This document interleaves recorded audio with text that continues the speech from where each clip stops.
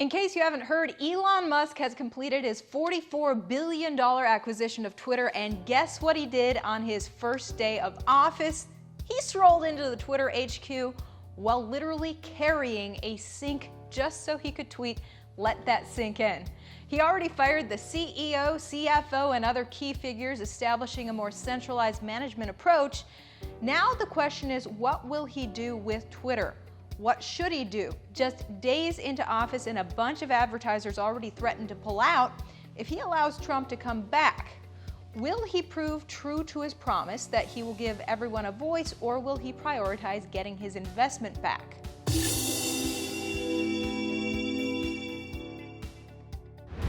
On Musk's first day as CEO of Twitter, he strolled into the Twitter headquarters while carrying an actual sink just so he could tweet, "Let that sink in." He changed his Twitter bio to Chief Twit, and he then tweeted, quote, "The bird is free." He received an open letter from employees demanding that he keep benefits written in the merger and not written in the merger, including remote work. It sent 99% of mainstream media into panic. I've always found Musk unintentionally funny, but carrying an actual sink into the office is a little too much for a pun, but then again, it is his company now, and walking in carrying a porcelain sink seems to be a privilege he can claim for himself. While some people may find those things silly, his next move wasn't. He fired the now ex-CEO Parag Agrawal.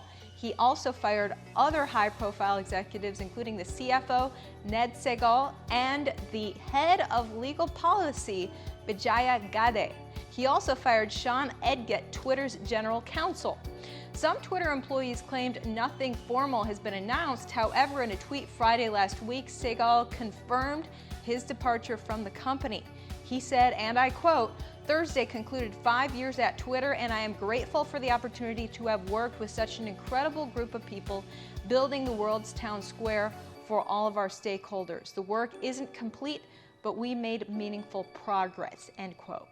Musk, however, insisted that while he believes Twitter is overstaffed, he doesn't intend on cutting 75% of Twitter's staff as previously speculated. Believe it or not, people are worried about something bigger. All these firings and that tweet about the bird being free point to Musk's earlier claim that he will change Twitter's content moderation policies in service of a more maximalist approach to free speech. The billionaire has also said he disagrees with Twitter's practice of permanent bans for those who repeatedly violate its rules, raising the possibility that a number of previously banned controversial users could reemerge on the platform. Perhaps most immediately, many will be watching to see how soon Musk could let former President Donald Trump back on the platform, as he has previously said he would do. Just days into the office, and a bunch of advertisers already threatened to pull out if he allows Trump to come back. Will he prove true to his promise that he will give everyone a voice, or will he prioritize getting his investment back? It's obvious advertisers are panicking, and they are using all their power to scare Musk. The truth is that Twitter has become a place where talking points are cut up into bite-sized information, so it's more digestible and easier to understand for people, specifically journalists, who have come to love the popularity endowed by agreeing to a certain narrative rather than their commitment to balance and fair information. It's like Postmates.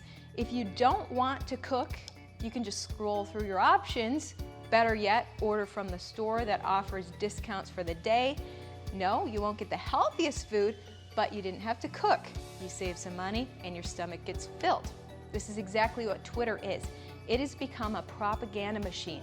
If you talk about not wanting to get a vaccine, then you're a murderer. If you talk about not wanting your kids to watch a strip dancer perform in school, then you're sexist. If you don't want your kids to take hormone pills at age 9, then you're pushing your kids to suicide.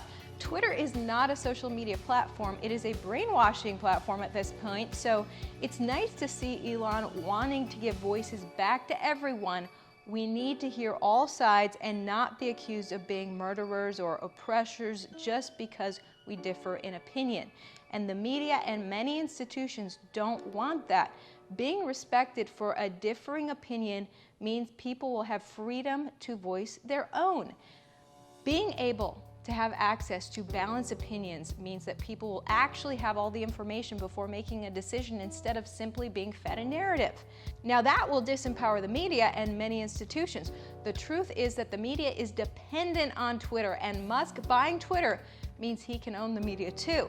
In taking steps to change the platform, Musk could single-handedly stop the dominance of certain narratives, reshape public discourse online, and disempower many organizations that emerged largely because they were given free rein on the platform.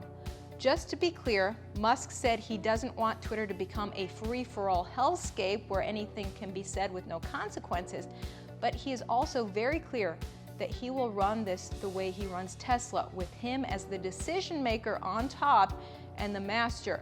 Many media outlets are insisting that he shouldn't have been allowed to buy Twitter because he already owns and oversees or has significant stake in companies developing cars, rockets, robots, and satellite internet, as well as more experimental ventures such as brain implants.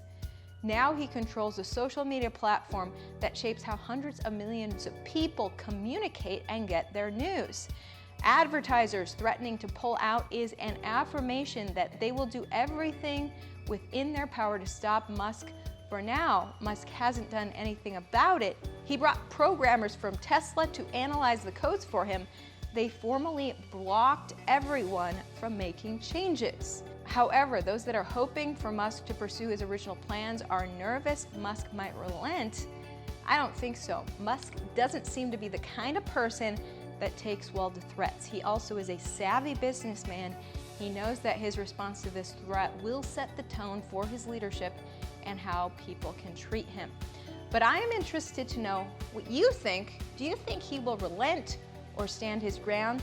Don't forget to leave your comments down below and hit the like, subscribe, and notification button. This has been Ivory Hecker for Noble Gold News.